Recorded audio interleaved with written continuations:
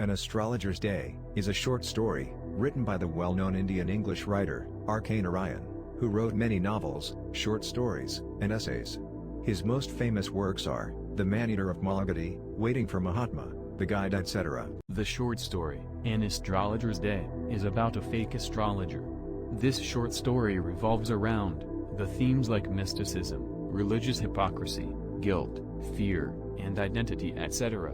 In his short story, R.K. Narayan gives detailed description of the character of astrologer.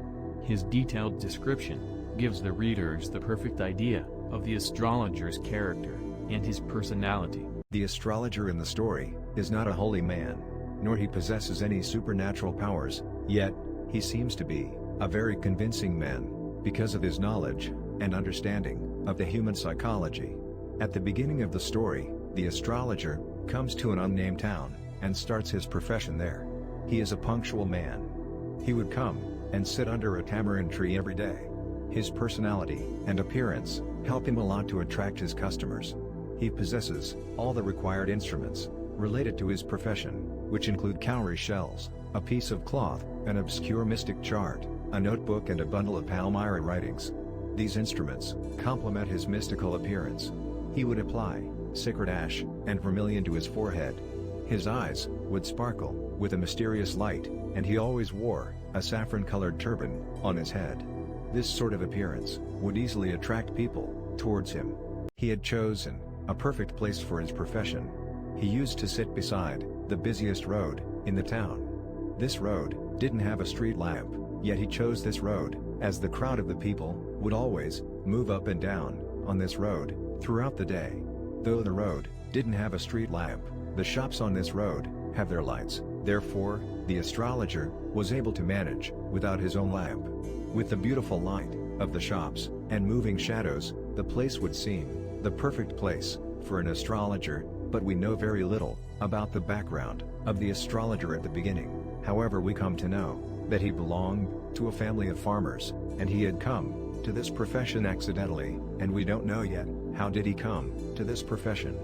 However, we only know that he didn't have any knowledge of stars and planets, yet he was very successful in his profession. We also know that he had an excellent understanding of the human mind, that at the beginning, he used to make a keen observation of the customer sitting before him. Most of his answers, solutions, and advices were based on the information given by his customers. He would read the palms of people and start talking as if he knew everything about the person sitting in front of him. He had seen and advised many customers in his life, therefore, he knew everything about the problems of the people. Hence he would start his conversation by saying that despite great efforts, you are not getting good results. Most of the times, he also would give a character analysis of the person. This sort of conversation would help the astrologer to win the hearts of the people. Every evening, when the other shops are closed, the astrologer used to collect his things and leave for home. One day, as usual, he was putting his things in the bag, and suddenly, he finds that a stranger is approaching him. The astrologer takes him as a customer, and therefore, he calls him for fortune telling, but the man had no intention to know his fortune, nor he shows any interest in the astrologer. After trying hard, the astrologer gets successful in convincing the man for fortune telling. The stranger sits near the astrologer, but does not speak a single word.